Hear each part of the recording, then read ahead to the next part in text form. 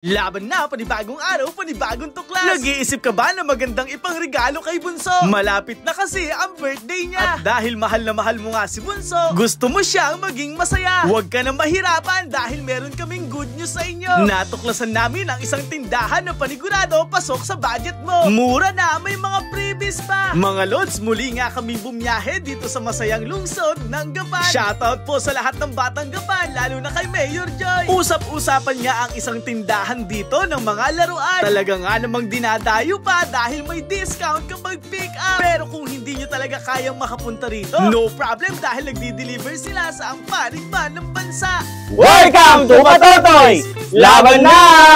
Yon, welcome to Patotoy, ang pinakasikat na tindahan ng electric toys dito sa Gapan. Huwag kayong maliligaw dahil tapat lang ito ng Gapan South Central School dito sa barangay ng San Vicente. Maraming laruan ang pwede nyong pagpilian dito sa Patotoy. For as low as 2,000 pesos ay may mabibili na kayo dito. Tingnan nyo mga lods, napakaganda, panigurado matutuwa dyan si Bunso. High quality ang lahat ng yan. Ligtas at madali pang maidadrive ni Bunso. May kasama na yung remote control kaya kahit ikaw na ang magpaandar. Ito ang maganda idol. Kapag binilan mo si Bunso dito sa Patotoys ay meron ka makukuhang freebies. Lods, kung hindi mo nga ito naranasan nung bata ka, baka ang video ito ang sinyales para iparanas mo naman ito kay Bunso. Panigurado matutuwa siya dito. Icha-charge mo lang ng 8 oras tapos 2 oras na puspos na niyang magagamit. Perfect itong banding ninyo ni Bunso. Panigurado maiibsan ang iyong kalungkutan at pagod na nararamdaman pag nakita mong nakangiti si Bunso dahil sa ganitong laruan. Napakatibay nga ng mga laruang ito sa Patotoys. May ilaw, may music, rubber o kaya naman plastic ang gulong. Libre na nga ang charger nito. Kumpleto na lahat, gagamitin mo na lang. Kung kulang pa naman ang budget mo at wala kang pang-cash, ay pwede ang hulugan sa pamamagitan ng home credit. Pwede ka na makipag-ugnayan sa kanilang official page. Marami silang mga item na irerekomenda na swak sa budget mo.